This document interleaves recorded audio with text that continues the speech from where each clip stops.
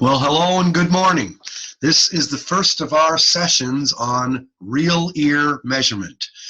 As you know, this course is called 250 Real Ear Measurement, but we spent the better half so far on everything except, well, we kind of touched on real ear. We kind of talked about fitting methods and how they co-evolved or how they were quite intertwined with real ear measurement development. But now it's time to direct our attention straight to real ear. And we kind of leave fitting methods a bit behind here. We turn the big corner in the course. Now I'm going to share screen here so you don't have to look at me, but I've changed the PowerPoint in here just a little bit by adding a few slides. I'll show you what I mean here. Early real ear, and I'll go to the very beginning. There we are, early good old real ear. And I'll pull up the notes here for a second too, because when you're looking at the notes, have a read with me right from the top where it says, there's really no good single textbook on real ear. One old book remains, Probe Microphone Measurements by Mueller, Hawkins, and Northern by Singular Publishing, 1992. Well, 3 holes in the ground. Want to see what that guy looks like? I'll stop sharing. I'll show you that book. Here it is. Probe Microphone Measurements, written by these guys.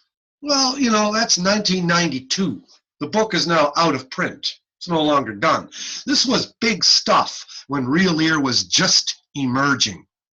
Today, we don't do real ear like we did when it emerged. It came out in around 1988.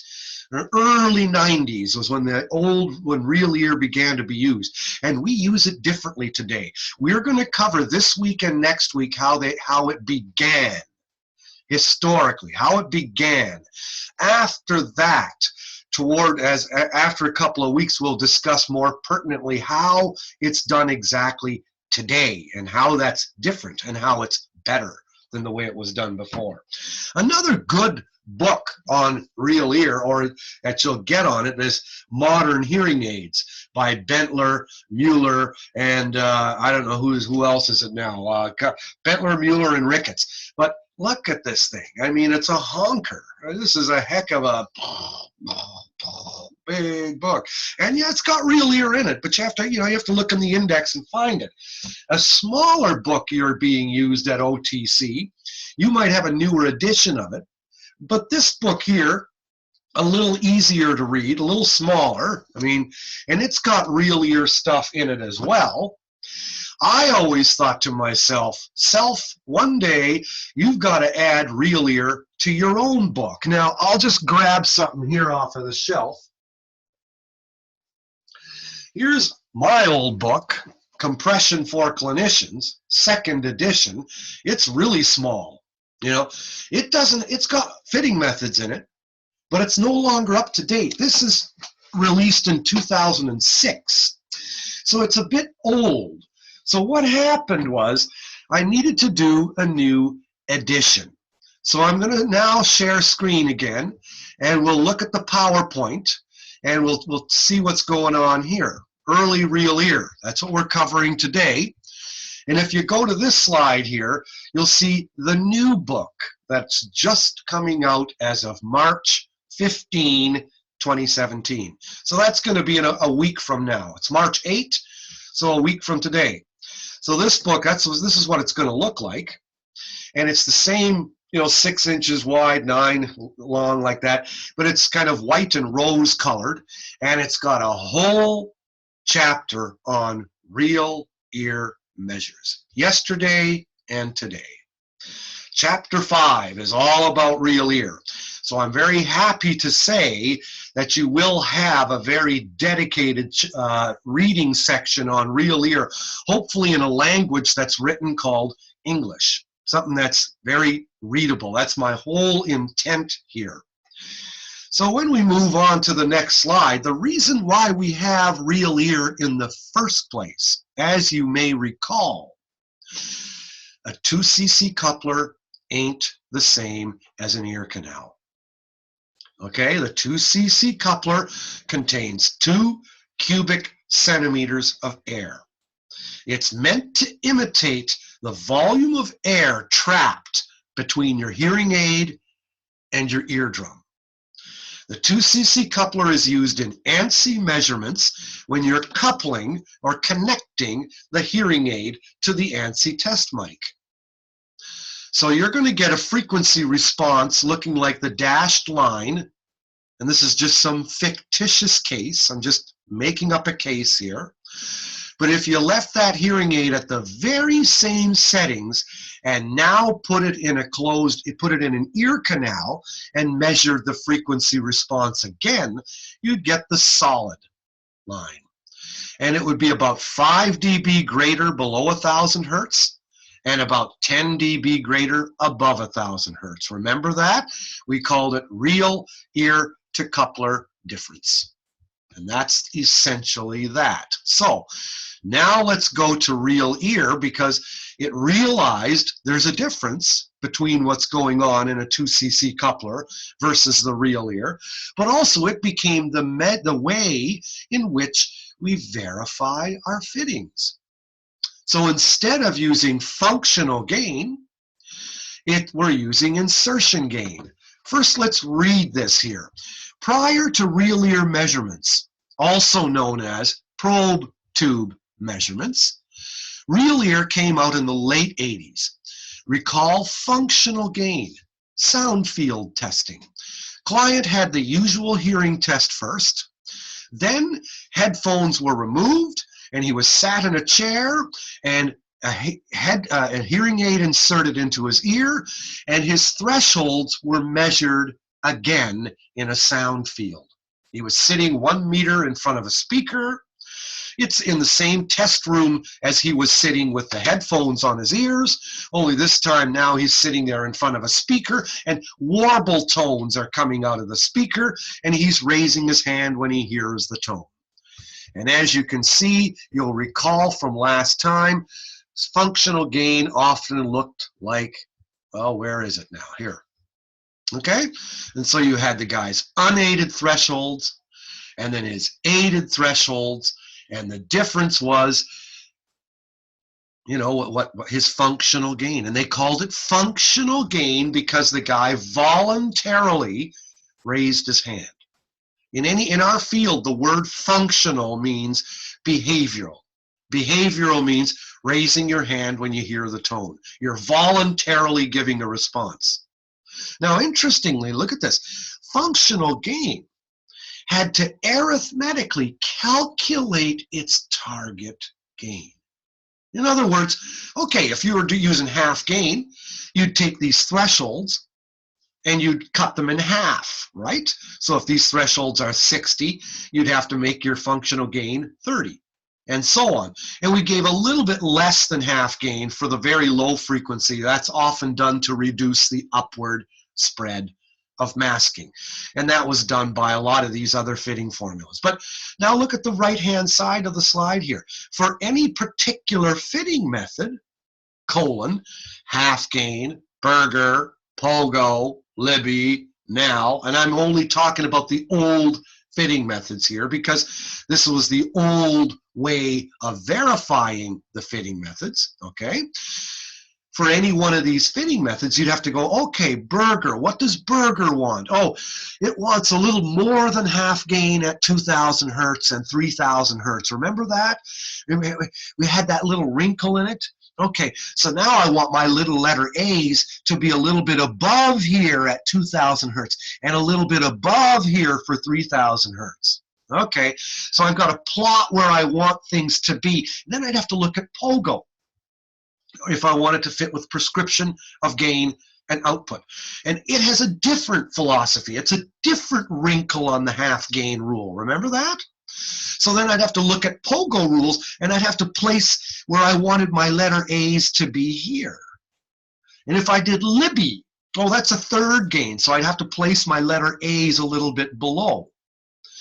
And then I'd place my letter A's there and then hope to God with the hearing aid settings in the sound field that the guy's thresholds met the letter A's, right? And then I could say I verified the Libby fitting method, or I verified the target of the Nal fitting method, or I verified the target of the Burger method. So you'd have to show on the screen here where you wanted your aided thresholds to be. Oh, let's see, close that. Where you want it. All of a sudden, all these emails are coming in. It's crazy. Anyway, where you'd have to sort out where you wanted your letter A's to be according to the target of the fitting method, and then you'd have to put the hearing aid on the guy and see if you actually met those targets. Well, it takes a while. You know, it takes a bit of time. The nice thing about, but of course, the idea of that functional game, of doing that, remember, was so that aided speech output would sit nicely in the middle of the guy's dynamic range, right? So remember, input plus gain is output. So input of speech, 55 dB HL or 65 dB SPL, plus the gain of the hearing aid, look at the black numbers, okay? Input of speech plus the gain of the hearing aid would equal an output sitting here. And that was the whole goal behind doing the functional gain method. I mean, that was the goal of doing this, okay? According to one of these fitting methods. Fine. Well, when you've got real ear, it's quicker. Because with real ear measurements, all those calculations are done automatically. And your target is, so you'd enter the guy's thresholds into the real ear equipment. So you'd enter these thresholds here, 25, 30, 40, you'd bink them into the computer, and then you'd choose your fitting method. You'd choose which one you wanted. Did you want this one, this one, this one, whichever one you wanted? And once you had the audiogram in and you chose your fitting method, boom, this would pop up. The red line would pop up instantly, your target. So you're done. Now you want to see, you'll put the tube in the guy's ear and the hearing aid on top, and you'll measure, turn the hearing aid on, and you'll see if you actually got the target in black dashed line. Did you meet the target? And if not, did you have to readjust the hearing aid so you got to the target? Now, looking at this here, this would be seen as a pretty good fit. Not bad, okay? Fairly close to target. I may be up it a bit here and maybe down the middle frequencies a bit, but looking at this, basically someone would say, oh, not bad. It could go home now, you know, not bad. Okay, back to our notes. Let's read. Sound field involves speakers in a sound suite. A suite, 2 rooms. The examiner or clinician behind the wall with an audiometer, the client behind the glass, sitting on a chair in the other room. Can be 1 or 2 speakers. This is how babies are tested as well, but obviously sound field testing can't be done at a person's house. Okay? You can't test hearing with a hearing aid under headphones. So the client was tested in a sound field with the hearing aid on, and the stimulus was warble tones. Now this is all functional gain. Look at this, that's the heading here, functional gain. Calibrations were done ahead of time for the headphones, of course, because you pay once a year to get your audiometer and headphones calibrated. And by the way, when you get things calibrated, the headphones are meant to match the audiometer. You can't switch headphones. Okay? You may get your audiometer calibrated for circumoral headphones. Well, then it's that particular set of circumoral headphones, not another set of circumoral. If your audiometer is calibrated for insert headphones, it's for that particular set of insert headphones, not another one. You can't just pull someone, you're ruining things, okay? Might be good to do in an emergency, but basically calibration is meant for the unity of the headphone and the audiometer. Anyway, calibration was done ahead of time, your yearly calibration, and also for the speaker. So that if you're having 50 dB HL coming out of the headphone, that would have to match 50 dB HL coming out of a speaker at 1 meter distance to the guy's ear. So all that stuff is done ahead of time, calibrated. Once a year, your whole system was calibrated.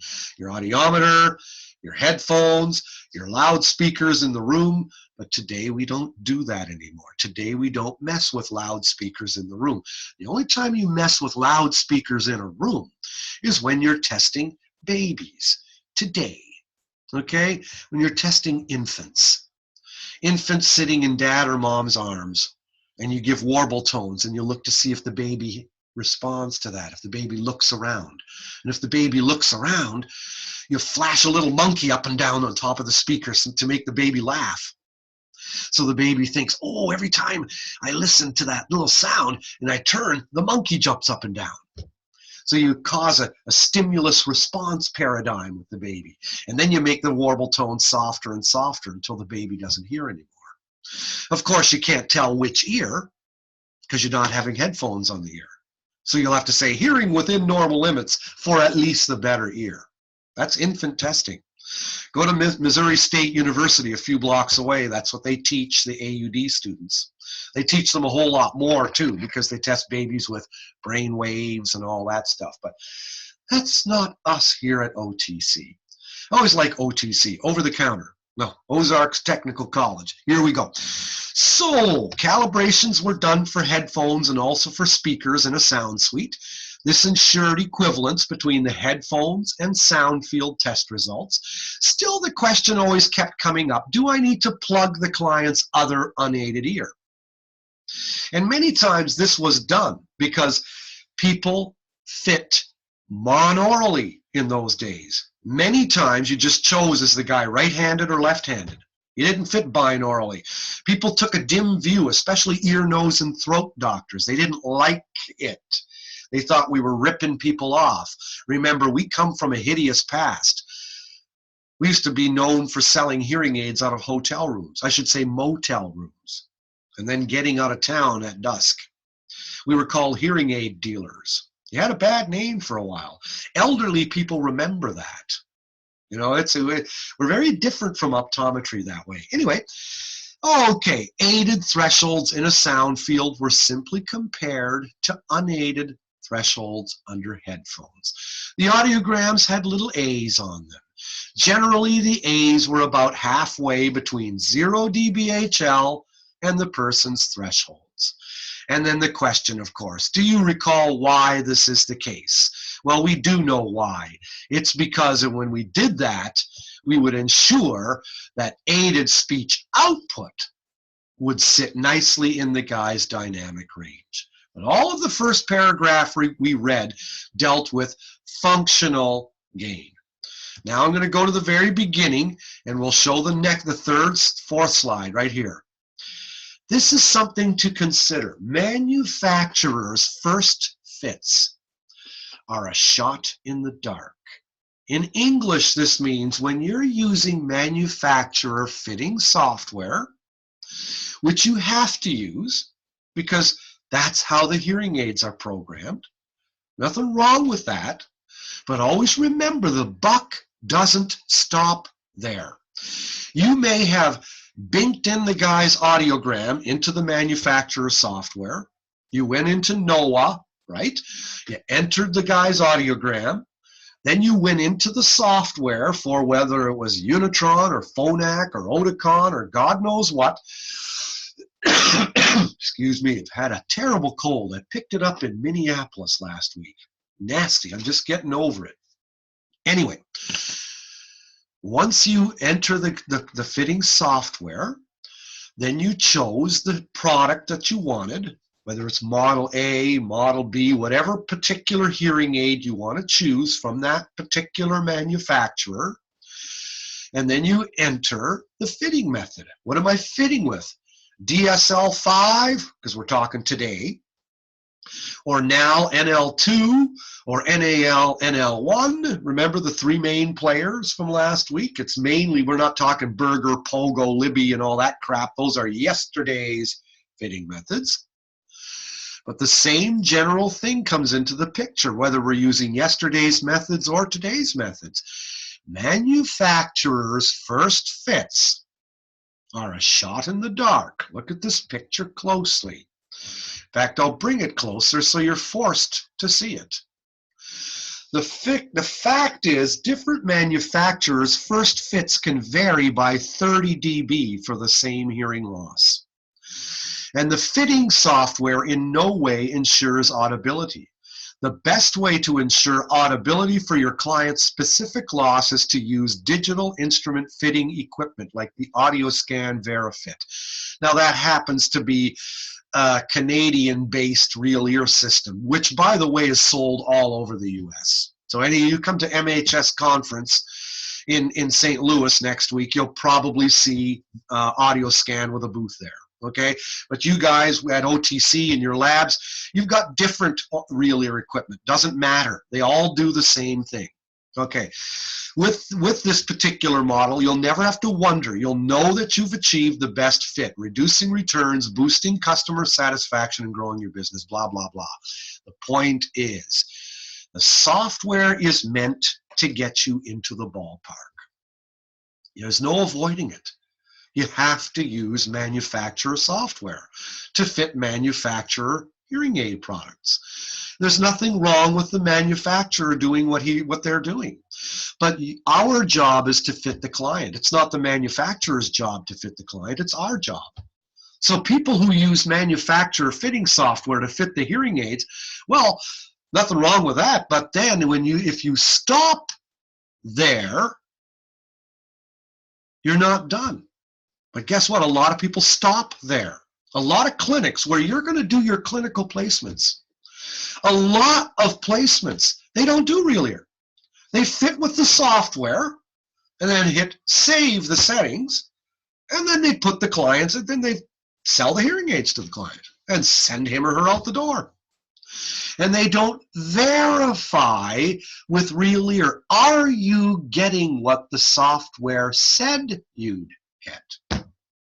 Are you getting what the software said? Are you proving it?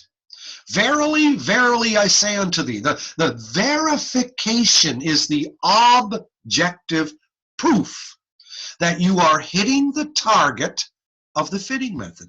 It's very simple. It's the objective truth. Look at this. Here, I'll go back.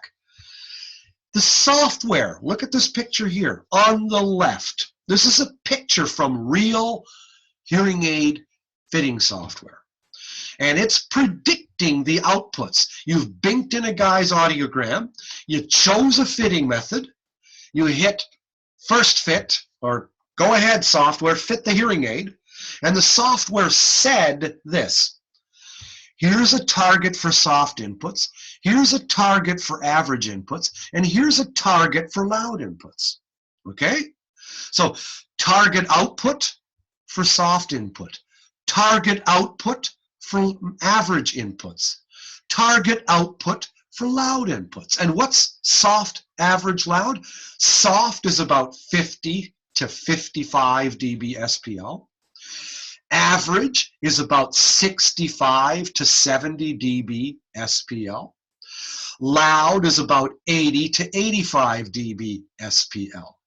Okay, remember that. Always remember that. Soft inputs, average inputs, loud inputs.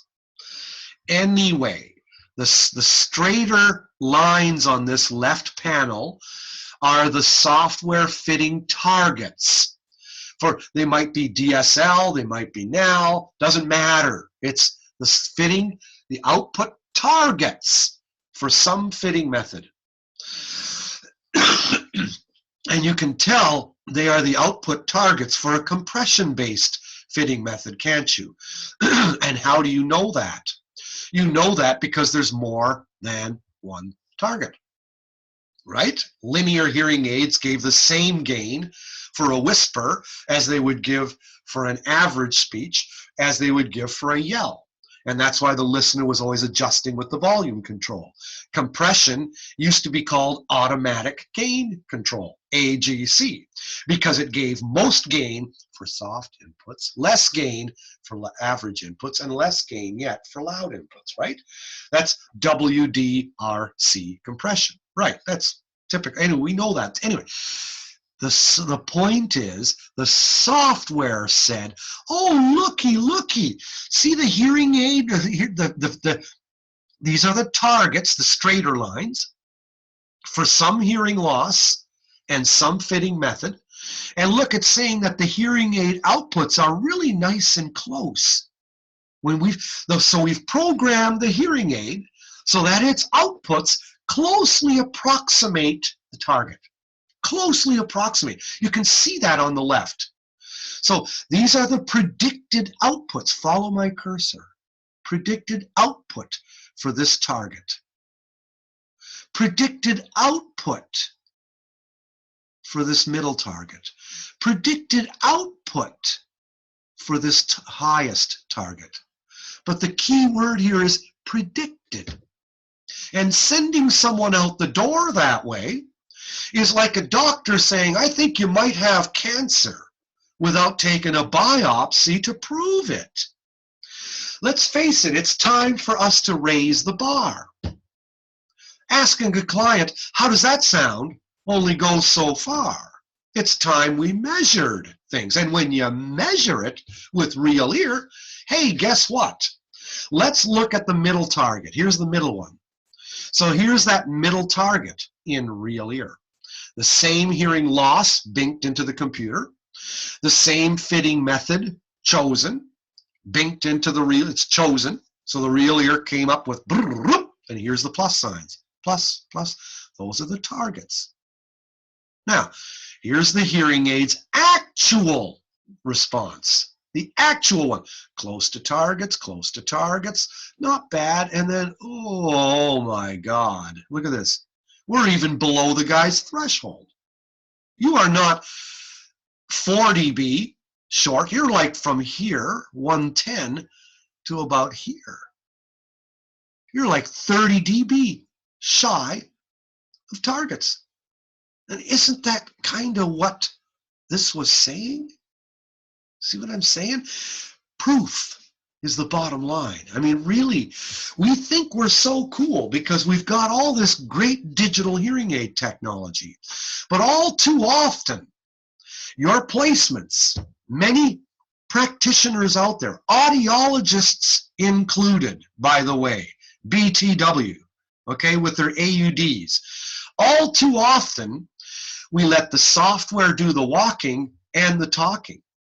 And we don't always verify with objective measures like real ear. Is the hearing aid doing what we think it's doing?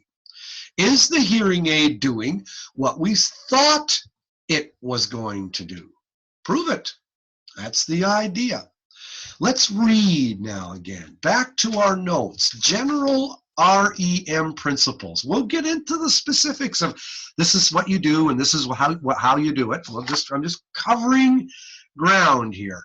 It's a quick, non-behavioral, as opposed to functional, non-behavioral way to see if the hearing aid is hitting target.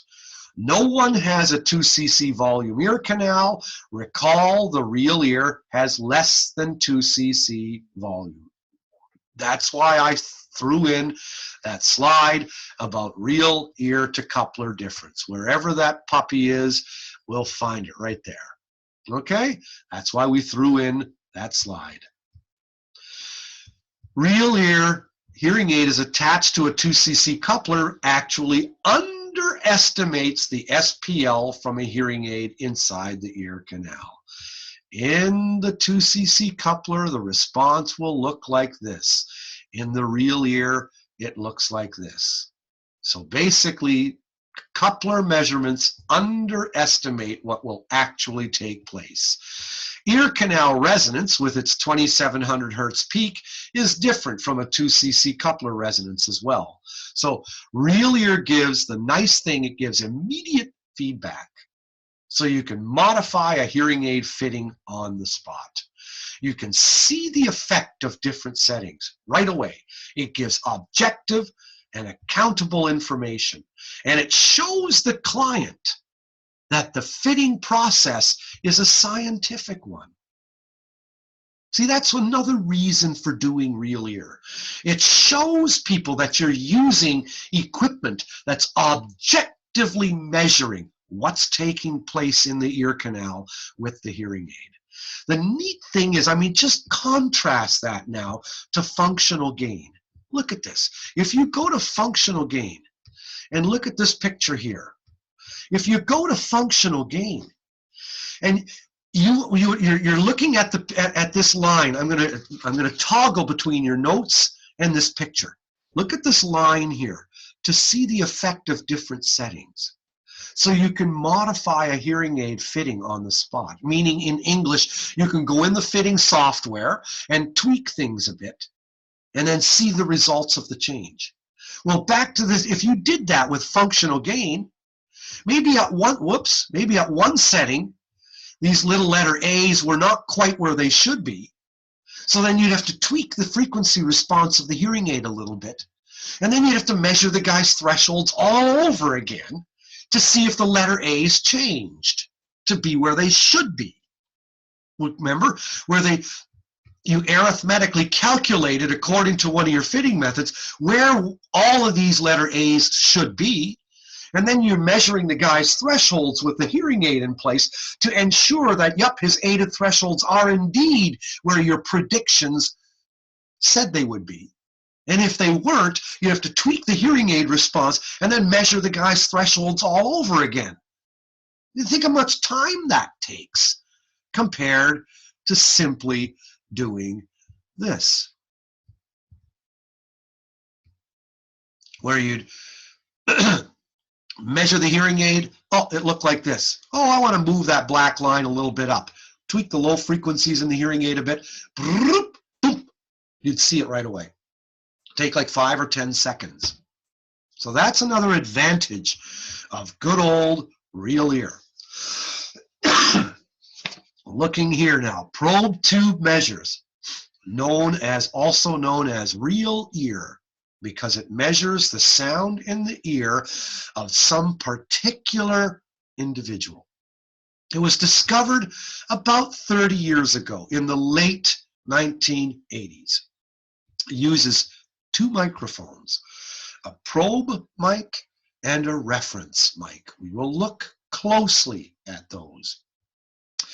The computer is used. It has a monitor where you can visualize the probe mic signal. You can visualize what's going on at the probe mic.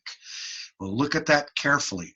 A survey taken recently in the USA, in the small town called Yusa.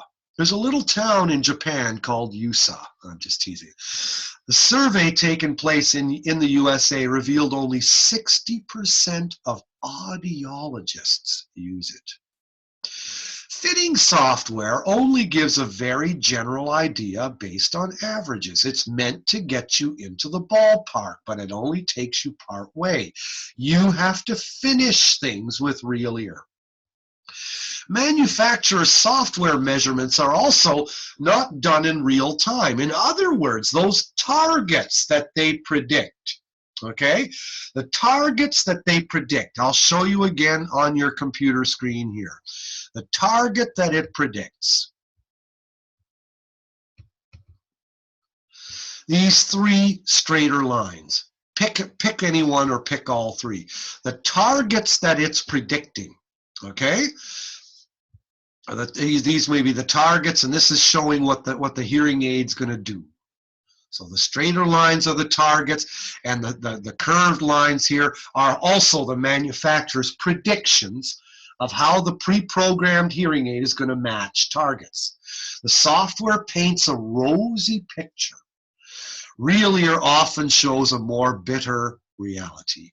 Real Ear measurement often shows less than what the software predicts. And the reason is not because the manufacturers are smoking bad bad stuff. And it's not because they're out to fool you. It's because they are predicting with like Christmas lights on a wire. This light, then this light, then this light, then this light. Thresholds plus fitting method plus mic location effect. That is, are you using CIC, which gets to benefit from the whole concha resonance because the mic is inside the concha? Or are you using a RIC where the mic is above the concha and you don't get the benefit of the added resonance of the concha? And all these real ear to coupler difference. So it's taking 1 plus 2 plus 3 plus 4, and it's mathematically adding them all together to come up with, yeah, we think the hearing aid's going to match the targets pretty well. Real ear is looking at everything happening in real time. So all those 4 factors, your audiogram, the fitting method, mic location effect, real ear to coupler difference, all that crap and more is happening in real time because the sound's coming out of the speaker and the output is being measured at the tip of the tube stuck in your ear, the tip of the probe tube. Read with me.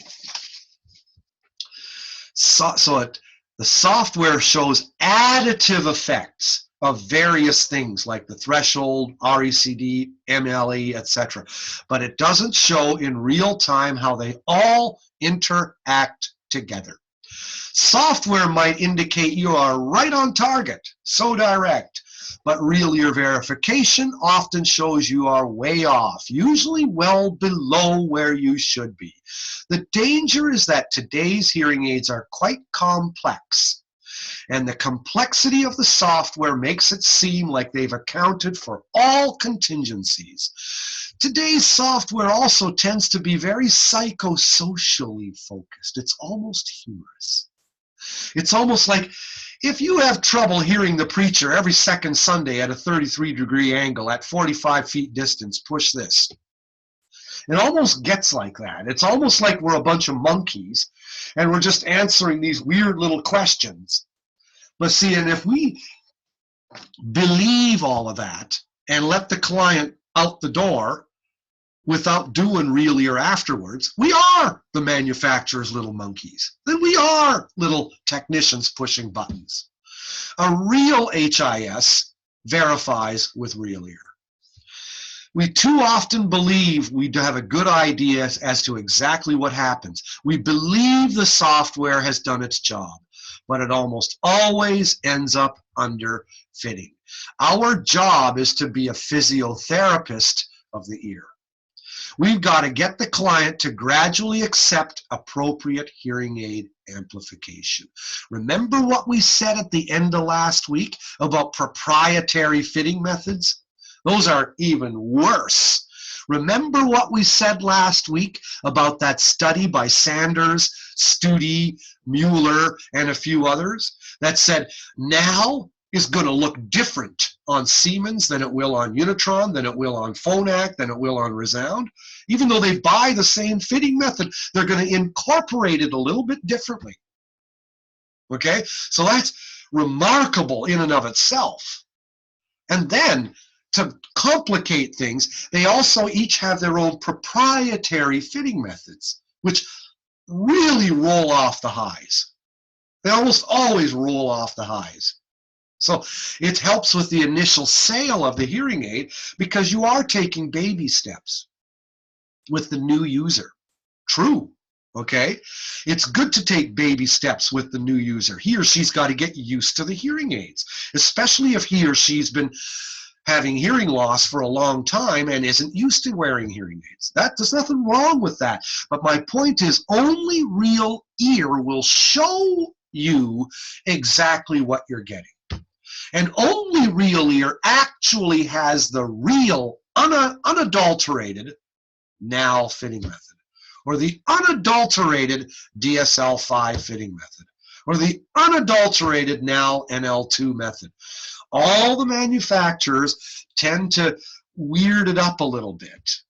And let's not blame them too much. They make hearing aids, whatever. They get us into the ballpark with the software we need to verify. First, we use baby steps. Yep, maybe you want to not hit the fitting target at first. Maybe you don't. Maybe you want to get closer to target after several weeks. Manufacturers tend to roll off the highs to reduce the feedback, as we said. They sometimes make their own adjustments to the fitting methods themselves, as that article I told you about last week out of the hearing review. Sanders, Studi, S-T-O-O-D-Y, Mueller, etc. Remember, I asked you to Google that puppy up. Have a look at that article. It's really important. It's a great article. Anyway, the blame can be put anywhere, but really the onus is on us to verify with Real Ear. Now let's look at the nuts and bolts of it. Probe mic. I'm getting all these weird email announcements popping in, blah, blah, blah. Anyway, Real Ear probe tube measures equipments. Let's look at the actual components now. Let's get to the nuts and bolts of it. Okay? Basically, again, with Real Ear, it allows you to objectively see the effects of ear mold changes and hearing aid settings. We don't need to rely on subjective verbal reports. Sounds too tinny. How does that sound? You can visualize the sources of complaints. I'm going to come back to this at the very end. It enables us to compare different fitting methods. You can compare the methods. More on this later on. First, let's look at some stuff. We're going to go to those slides at the very end. We're going to look at some of the pieces and the parts. This is an old Real Ear system. It's about 150 years old. No, it's actually about 30 years old. Nice little suitcase, though. It works. You could do your ANSI measures in here, and your Real Ear was done there. It worked. Newer Real Ear system. ANSI measures here, Real Ear system here. Real Ear basics. Here's the equipment. Here's your speakers. Client is sitting 18 inches in front of the speakers with the hearing aids on. Here's your probe mic assemblies for your right ear, for your left ear. Another version of Real Ear equipment, just showing you pictures. Calibration. These are the nuts and bolts, the pieces and parts. Look carefully and make it your business to understand this whole mic assembly. And by the way, BTW, this mic assembly is the weakest link in the chain of any Real Ear measurement system. REM, Real Ear measurement. This here is the weak link in the chain. It breaks first. This here is tough as nails. Everything here works and will for years and years. These are the sensitive little parts. People tend to reuse the tubes. Don't ever reuse tubes, okay? Throw them out after each and every use. We'll talk about why. But let's look at the pieces and the parts. You have a probe mic, the red, and the tube attached to it. So the input to the probe mic is from the tip of this tube. The sound goes up the tube and into the probe mic. Here's your probe, or here's your probe, the tube, and the mic is right at the tip of the black box. It's the little cylinder that you're putting the tube on. The reference mic is on the black box itself. It's a little circle. We'll go to the next slide here so you can see it. When you're calibrating in the morning, you're going to put this probe tube between the little posts so that the end of the tube lies right on top of the reference mic, just like is shown in this picture here. And the reason you do that is to cancel out the use, okay, I'm going to cancel out the tube, the effect of the tube inside the guy's canal. Remember what we said. What's the cubic centimeters inside a closed ear canal? Less than 2 cc's, about 1 to 1.5 cubic centimeters. So that's not very much. A probe tube in there is going to affect how the sound is. So you want to cancel out the effect of this probe tube inside the guy's ear canal. And the way you do that is to calibrate things in the morning. So you're going to put the end of the tube on top of the reference mic. You're going to hold that about 18 inches away from the speakers, and you're going to let the sound come out of the equipment, or whatever the heck it is, and then you're going to get a readout that says you're hearing that it's all calibrated. Now let's look at the roles of these two mics. The job of the probe mic, okay, is to measure the output inside the guy's ear canal, right? Is to measure what's happening at the eardrum with the hearing aid in place. And the tip of that probe tube should be very close to the drum. We'll talk about how close and why. The job of the reference mic, it says here, the job of this, right where my cursor is to make sure that the speakers of the system, are behaving themselves. If you said you wanted 65 dB SPL to be measured, okay, at the guy's drum, if you want the input to be 65 dB here, you want to make sure that the speakers are putting that out. And that's why you have a reference mic. It sits right on the box, hanging right by the guy's ear to make sure that the sound coming out of the speakers is what you said it should be. What's your input sound? What is it? Is it 55? Is it 65? Is it 75? The job of the reference mic is to make sure that it is. Because if the guy's wearing these probe assemblies, if he's wearing this, if this blue thing is hooked around his ear, and he moves closer to the speaker while you have the sound coming out. Let's say you chose 65. So the guy's sitting 18 inches away with this thing hanging around his ear. The reference mic is measuring 65 dB SPL. Yep, it's good. If the guy moves his head closer, the speaker will get softer to maintain 65. If the guy goes further away, the speaker sound is going to get louder to maintain 65. Dig? Know what I mean? That's the purpose of the reference mic. Calibration, where to put the tube, is shown here. It's shown here, okay? Basically, calibration again. This is a picture out of my book. This is a picture out of the Real Ear chapter in the new 3rd edition of Compression for Clinicians. Here we go. Here's your thing hanging around the ear, and here's the probe tube. But now look carefully here. You've got a little tragus ring, and the black box is 29 millimeters long. Now, what the heck is that in good old inches? Job is to forget inches. Everything in science is metric. What's a centimeter? Whoops, your fingernail. That's about a centimeter. How many centimeters in an inch? About 2.5. What's 29 millimeters? Well, how many millimeters in a centimeter? 10.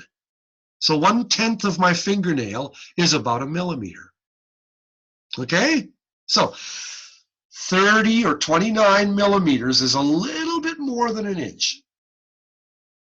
And they make the black box 29 millimeters in length on purpose, deliberately, so that you put the little ring 29 millimeters from the tip of the tube. And there's a reason you do that. The reason you do that, okay, here's why we calibrate, okay? The reason, and here's a readout saying something is calibrated correctly, but whatever, this is on some equipment, this is not on your equipment, but you'll always get a readout saying, is your calibration up to snuff? Is it good? On this particular piece of equipment, it looked like that, whatever. You need that tube, you want the tip of the probe tube to be very close to the drum. You want the tip of the probe tube to be very close to the drum. And you want that because. You want that because the further away from the tympanic membrane, 1 centimeter, 2 centimeters, 3, as you move away from the eardrum, as the tip of that tube is moved further and further away from the drum, you lose high frequencies in your ear canal response. You lose the highs, big time, huge. The effect is most seen with the high frequencies.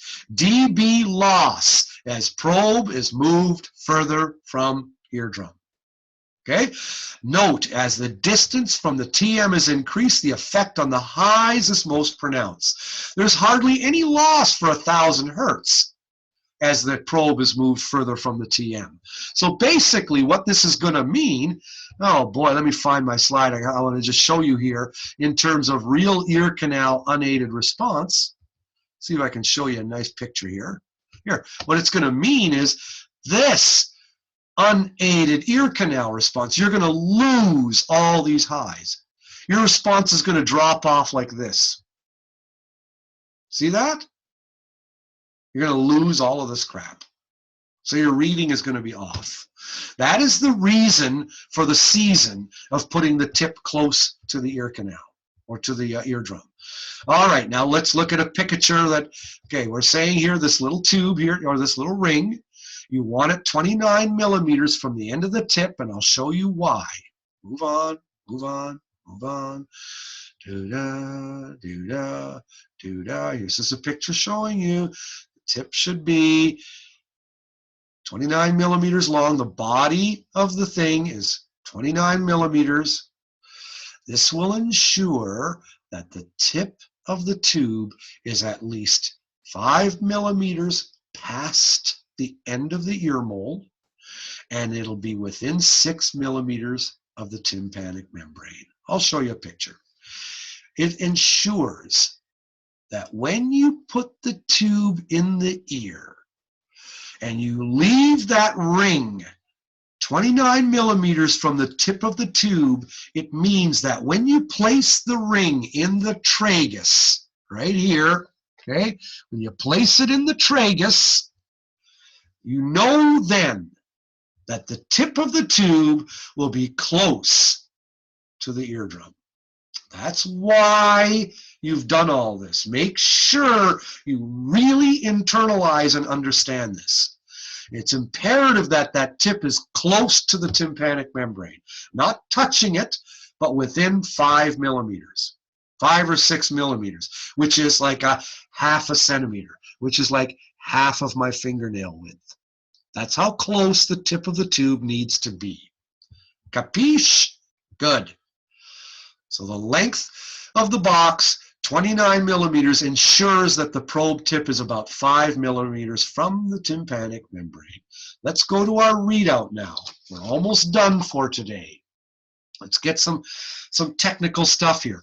Probe mic, thin, flexible tube connected to the black box. Placed in ear canal within 6 to 8 millimeters of tympanic membrane, I say even less, around 5 to 6. Placed inside open, unaided ear canal by itself. The probe mic will then obtain open ear canal resonance because sound from the speakers is coming out of the real ear equipment. Sound is coming out of the speakers, and it could be any one of things. It could be sweep tones. or it could be pink noise. Okay, so it could be different sounds. It doesn't matter. It's whatever your equipment uses, and it's going to include all the frequencies, low, mids, and highs. So that's what you're doing first. The hearing aid placed in ear canal, probe mic picks up aided sound pressure level. So if that sound is coming out of the speakers and it's doing brrrp, brrrp, brrrp, and the probe tube is inside your ear canal and the tip is within 5 millimeters of the eardrum, you should get a response that, whoops, not like that. That's a different PowerPoint. You want a sound, you want the response to really look quite a bit like this. In the early days of real ear measurement, we looked a lot at outer ear canal resonance. Now, this was big stuff in early real ear, and that's today's and next week's topic is early real ear. So that's why I'm talking about this. We use this today too, but we only use it today to ensure that the probe tip is close to the tympanic membrane. Because remember, if it is, you're going to see a real ear unaided resonance that hangs on all the way to 4,000 hertz. As long as that tip is close to the drum. If the tip is not, this is going to drop off around 2,000 hertz, as we saw. So basically, look closely at this picture. It's an important picture. Focus your attention on it. We could make it more complicated. This is what researchers do. They'll say, oh, this is the resonance of the outer ear canal. This is the resonance of the concha bowl. This is the resonance of the pinniflange, whatever that is. You know, all this stuff, blah, blah, blah, blah, blah. Torso and neck, spherical head, yikes, all this crap. Basically, when a probe tube is in your ear canal, you're looking at the whole effect of your head, your ear canal, your outer ear, the helix, the concha, all of it. And that's why they say T for total. Okay, look at the T for total carefully. Look where the T is above. Okay, over 2,000 hertz. If this is 2 and this is 5, this is probably around 3,000 hertz, 4,000 hertz, 5,000 hertz. So look at how long the response hangs on to. Now look at my drawing. I just draw it a little bit differently, but essentially, take note of this and memorize this picture.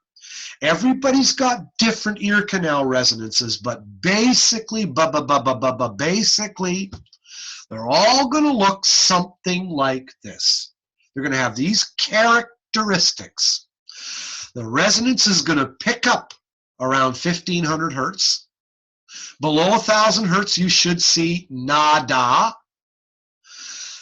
1,500 hertz, you should see the peak at around 2,700 hertz. And how much is that peak? Around 20 dB. Okay? And it should hang on, maybe be a little bit less above 2,700 hertz. And then after or beyond 4,000 hertz, it should drop off again. This is what REUR means. Real ear unaided response. REUR. And what is it doing? It's giving you a gain of 20 dB. That's why this doesn't say dB SPL. It says dB. Remember, gain is a relative decibel value.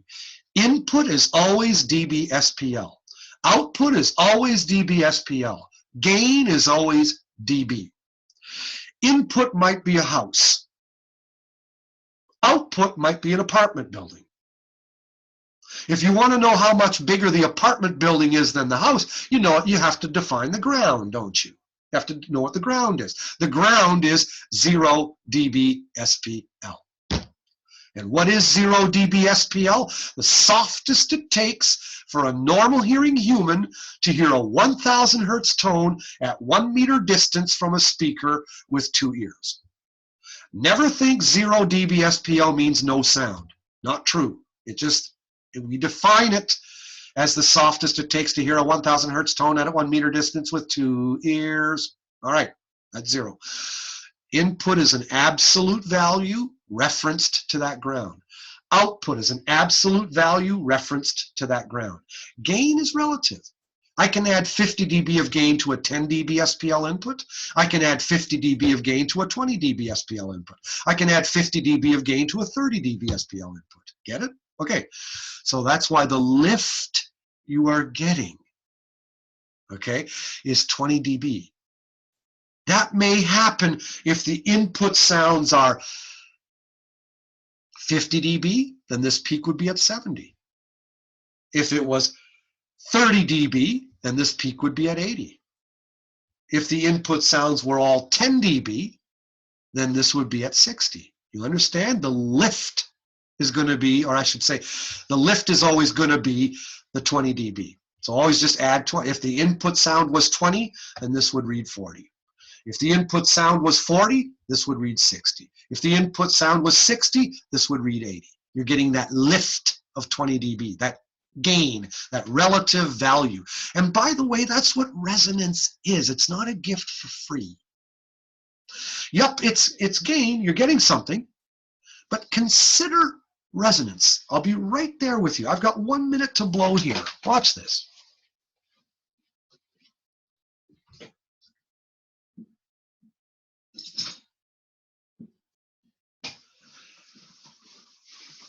I've got a tuning fork here. I've got a tuning fork. Okay? I'm going to show you my ugly face here. Here's a tuning fork. Now, if I take this tuning fork and go, you're going to hear a tuning fork. Maybe you do, maybe you don't. But the tuning fork is going, ee.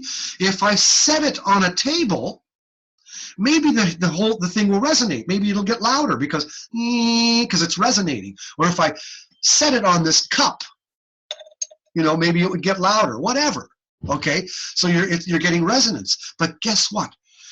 If I did that, the ringing of the tuning fork would be shorter in time because the tabletop that it's resonating with is stealing the energy. Or the cup that it's resonating with is stealing the energy from the tuning fork. So the tuning fork, if it was just dinged, would vibrate longer by itself. But if I put it on an object to resonate with it, the ringing of the tuning fork will be shorter in duration. Energy cannot be created nor destroyed. Newton said that. You get nothing for free. Back to the screen for a second. Outer ear canal resonance. Nonetheless, this is just dealing with a bit of acoustics. But anyway, resonance is just this shape of the outer ear resonance is very important to memorize because it's seen in all of real ear. And when you're looking at yesterday's real ear, I will finish with this slide right here. Memorize this picture too for next time. Seriously, have it down. The yellow is the real ear unaided response. See how this yellow looks a lot like the REUR I showed you in a previous picture. Beyond 1,000 hertz, around 1,500 hertz, it picks up. Here's its peak at around 2,700 hertz. It hangs on till just past 4,000, and then it drops off. So that would be the REUR, real ear unaided response. Tube in the guy's ear, and all the input sound was 55 dB SPL. So when I put 55 dB SPL at 100 or 125 hertz, what did I measure at the end of the tip of the probe tube? 55. If I have 500 hertz, it's 55 coming out of the speakers of the system. What am I measuring at the end of the probe tip? 55. Put 1,000 hertz in. 1,000 hertz at 55 dB SPL. That's the input coming from the speaker. What am I measuring at the probe tip near the eardrum? 55. So I'm getting nothing. I'm getting no added gain. 2000 hertz coming out of the speaker at 55 dB SPL. Now, how now, brown cow? What am I measuring now at the end of the probe tip? Well, guess what? Now I'm measuring 70. 70 is 15 times more, or 15 more than 55. 55 plus 15 is 70. At 2700 hertz, 55 dB SPL is coming out of the speaker, but at 2700 hertz, I'm getting like 80 at the probe tip. At the probe tip. So the speaker is emitting 55, but at the probe tip, I'm measuring 80. Well, 55 plus 25 or whatever is 80. So I'm getting a lift, a gain of 25 dB at 2700 hertz. So the lift that you're going to get due to the resonance of the outer ear canal will be around 20-ish dB, sometimes 15, sometimes 25, but around 20-ish. And where will that gain be? Between 1500 hertz and 4000 hertz, with a peak at 2700 hertz, usually, in the typical adult ear canal. Okay? Always remember that. These are fundamentals of real ear. And then what they did was they kept that tube carefully in place, and they put a hearing aid on top of that tube, and then they had the volume at a comfortable listening level, and then they had exactly the same 50 dB tone coming up, 55 sounds coming out again. Whether it was or whether it was whatever stimulus it was that included all the frequencies at 55, okay, at 55, and you'd measure what your real ear aided response was, R-E-A-R. And the difference between R-E-A-R and R-E-U-R was real ear insertion gain. All done by the computer. This yellow was subtracted from the blue, and it gave you the black. Instantly. Oh, it's not quite right. I think I'll change things a little bit. Okay, do it again. Boom. Now you had a new black line. Oh, I think I'll change things again. Boom. Now you had a new black line. It was that quick.